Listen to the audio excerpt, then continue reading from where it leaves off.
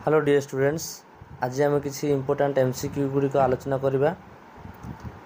तुम परीक्षा बहुत इंपोर्टाट, तो भल देख मन रखा चेष्टा कर। प्रथम एमसीक्यू हूँ ऑन डेमोक्रेसी पुस्तकर रचयिता किए?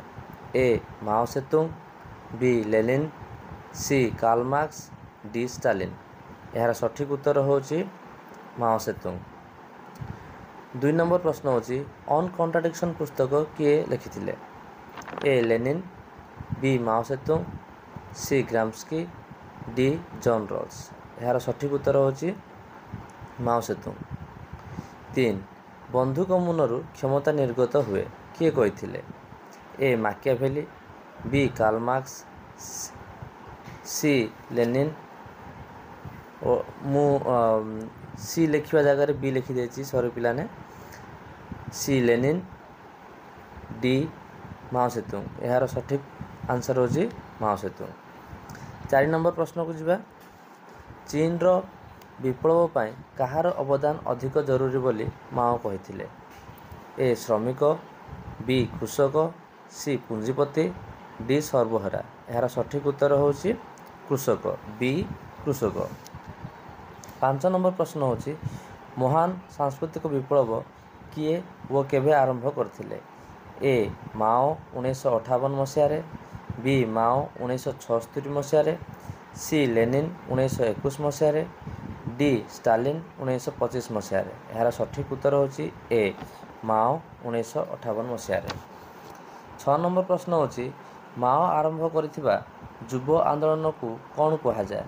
ए red crusaders, B red soldiers, C red guards, D red patriots. यार सठिक आंसर होची सी रेड गार्ड्स। 7 नंबर प्रश्न होची 3 प्रिंसिपल्स ऑफ पीपल बा लोकमानंक 3 नीति विषय किए कहिथिले? ए चियांग जेसी, बी चाओ एन लाई, सी सुन यात सेन, डी माओ जेडोंग। यार सठिक आंसर होची सी सुन यात सेन। भूल रे मध्य लिखिबनी माओ सेतुंग। 8 नंबर प्रश्न होची ग्रेट लीप फॉरवर्ड बा दीर्घ यात्रा किए आरंभ करथिले? ग्रेट लीप फॉरवर्ड रो अर्थ दीर्घ यात्रा नुह, एटा मु भूल लिखि देछि। ठीक अछि।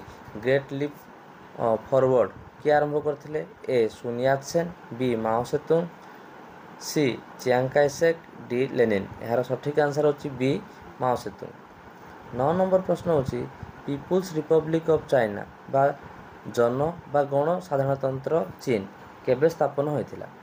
ए 1950 अक्टोबर 1, बी 1949 अक्टोबर 1, सी 1951 अक्टोबर 1, डी 1952 अक्टोबर 1। यार सठिक उत्तर होची बी 1949 अक्टोबर 1। 10 नंबर प्रश्न होची चीन रो जातीयतावादी दलर अन्य नाम कौन? ए बोल्शेविक, बी कोमिंगतांग, सी कम्युनिस्ट, डी मार्क्सिस्ट। यार सठिक उत्तर होची कोमिंगतांग। 11 नंबर प्रश्न होची चीन रो अर्थव्यवस्था को दृढ़ करबा पय शिल्पीकरण व्यवस्था ग्रहण करथिले किए? माओ सेतुंग। ताहाकू कौन माओ सेतुंग विवेचना करथिले? A the new deal, B cultural revolution, C great leap forward, D industrial revolution. यार सठिक उत्तर होची C great leap forward. 12 number प्रश्न होची माओ सेतुंग को बाणी केउं पुस्तक रे रचित? A my struggle, B the green book, C long walk to freedom, D little red book. यार सठिक उत्तर होची D little red book. Next question होची किए मास लाइन रो चिंताधारा को प्रवर्ताई थिले? एटा गोटे बहुत गुरुत्वपूर्ण क्वेश्चन, तेणु एटा केबे भी भूलिबनी। मास लाइन रो चिंताधारा को किए प्रवर्ताई थिले बा मास लाइन कांसेप्ट विषय किए कहिथिले?